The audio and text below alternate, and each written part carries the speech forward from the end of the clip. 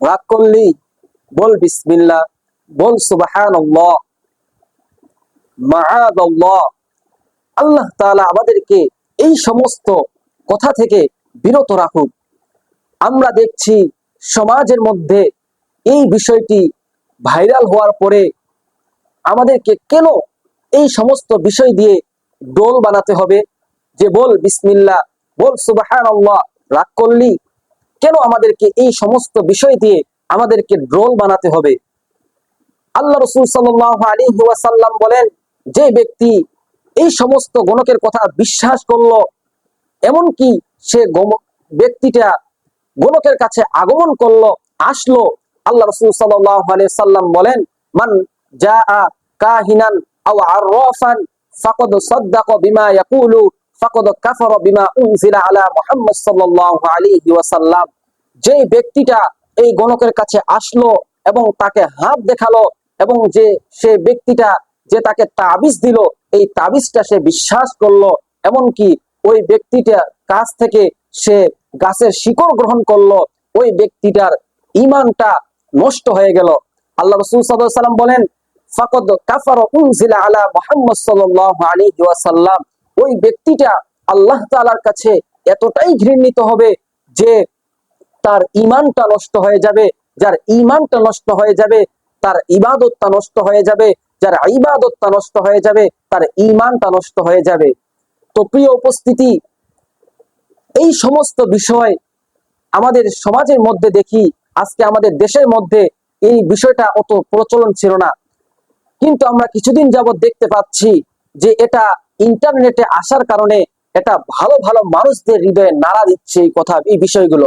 স্বাভাবিকভাবে আমরা যদি দেখি, একটা মানুষ তার পরিবারের মধ্যে অনেক বিপদ আপদ যায়, ছোট বড় পরিবার হতে পারে, অনেক পরিবারের মধ্যে ছোট বড় ভাই অনেকে ভূমিকা রাখে। তো এই বিষয়গুলোকে একটু মনোমালিন্য থাকতে পারে, এই বিষয়গুলো আপনাকে দিয়ে আপনার স্মৃতিটাকে, আপনার মনোযোগটাকে তার দিকে সে আকর্ষণ করছে, টেনে নিচ্ছে। এই সমস্ত বিষয়গুলো থেকে আমাদেরকে বিরত থাকতে হবে। এমনকি আমরা দেখতে পাচ্ছি ওই গন্ড মূর্খ জাহেল তার কথা, যে রাগ করলা বল বিসমিল্লাহ, রাগ করলা বল সুবহানাল্লাহ।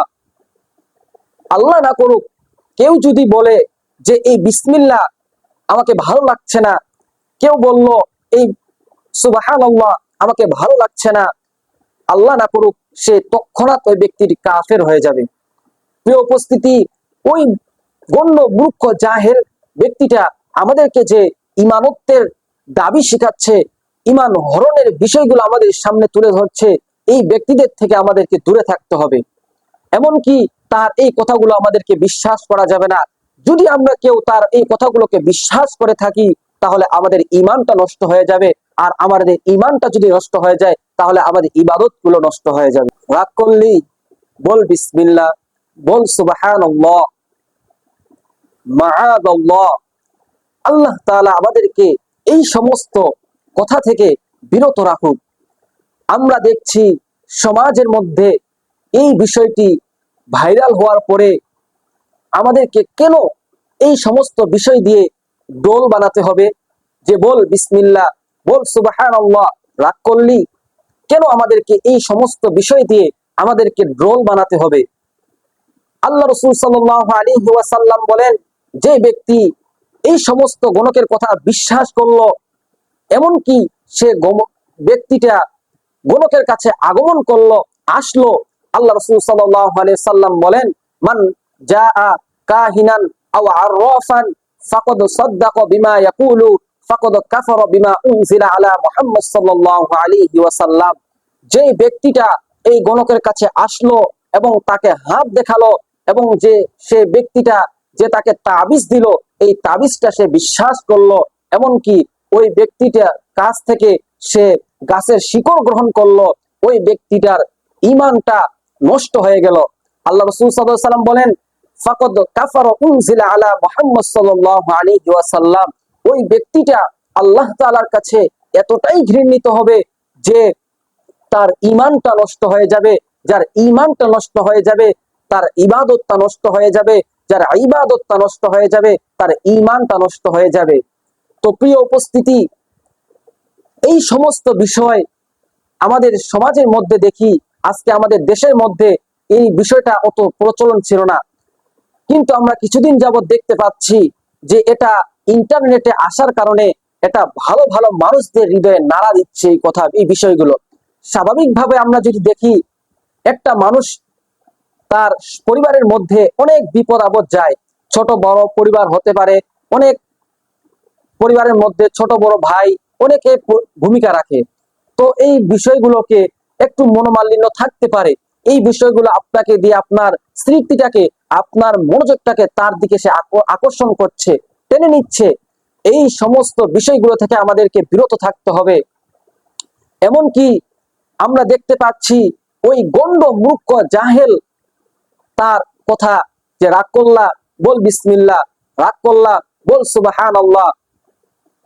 আল্লাহ না করুক কেউ যদি বলে যে এই বিসমিল্লাহ আমাকে ভালো লাগছে না, কেউ বলল এই সুবহানাল্লাহ আমাকে ভালো লাগছে না, আল্লাহ না করুক সে তৎক্ষণাৎ ওই ব্যক্তিটি কাফের হয়ে যাবে। প্রিয় উপস্থিতি, ওই গণ্য মূর্খ জাহেল ব্যক্তিটা আমাদেরকে যে ইমানত্বের দাবি শিখাচ্ছে, ইমান হরণের বিষয়গুলো আমাদের সামনে তুলে ধরছে, এই ব্যক্তিদের থেকে আমাদেরকে দূরে থাকতে হবে। এমনকি তার এই কথাগুলো আমাদেরকে বিশ্বাস করা যাবে না। যদি আমরা কেউ তার এই কথাগুলোকে বিশ্বাস করে থাকি, তাহলে আমাদের ইমানটা নষ্ট হয়ে যাবে। আর আমাদের ইমানটা যদি নষ্ট হয়ে যায়, তাহলে আমাদের ইবাদত গুলো নষ্ট হয়ে যাবে। রাগ করলি বল বিসমিল্লাহ, বল সুবহানাল্লাহ, মাআদাল্লাহ। আল্লাহ তাআলা আমাদেরকে এই সমস্ত কথা থেকে বিরত রাখুক। আমরা দেখছি সমাজের মধ্যে এই বিষয়টি ভাইরাল হওয়ার পরে আমাদেরকে কেন এই সমস্ত বিষয় দিয়ে ডোল বানাতে হবে, যে বল বিসমিল্লাহ, বল সুবহানাল্লাহ, রাগ করলি, কেন আমাদেরকে এই সমস্ত বিষয় দিয়ে আমাদেরকে ড্রোল বানাতে হবে? আল্লাহ রাসূল সাল্লাল্লাহু আলাইহি ওয়াসাল্লাম বলেন, যে ব্যক্তি এই সমস্ত গণকের কথা বিশ্বাস করলো, এমনকি সে ব্যক্তিটা গণকের কাছে আগমন করলো, আসলো, আল্লাহ রাসূল সাল্লাল্লাহু আলাইহি সাল্লাম বলেন, মান জাআ কাহিনান আও আররাফান ফাকাদ সাদ্দাকা বিমা ইয়াকুলু ফাকাদ কাফারা বিমা উনজিলা আলা মুহাম্মদ সাল্লাল্লাহু আলাইহি ওয়াসাল্লাম। যে ব্যক্তিটা এই গণকের কাছে আসলো এবং তাকে হাত দেখালো, এবং যে সে ব্যক্তিটা যে তাকে তাবিজ দিল, এই তাবিজটা সে বিশ্বাস করলো, এমনকি ওই ব্যক্তিটার কাছ থেকে সে গাছের শিকড় গ্রহণ করলো, ওই ব্যক্তিটার ঈমানটা নষ্ট হয়ে গেল। আল্লাহ রাসূল সাল্লাল্লাহু আলাইহি ওয়াসাল্লাম বলেন, ফাকাদ কাফারা উনজিলা আলা মুহাম্মদ সাল্লাল্লাহু আলাইহি ওয়াসাল্লাম। ওই ব্যক্তিটা আল্লাহ তাআলার কাছে এতটাই ঘৃণিত হবে যে তার ঈমানটা নষ্ট হয়ে যাবে। যার ঈমানটা নষ্ট হয়ে যাবে, তার ইবাদতটা নষ্ট হয়ে যাবে।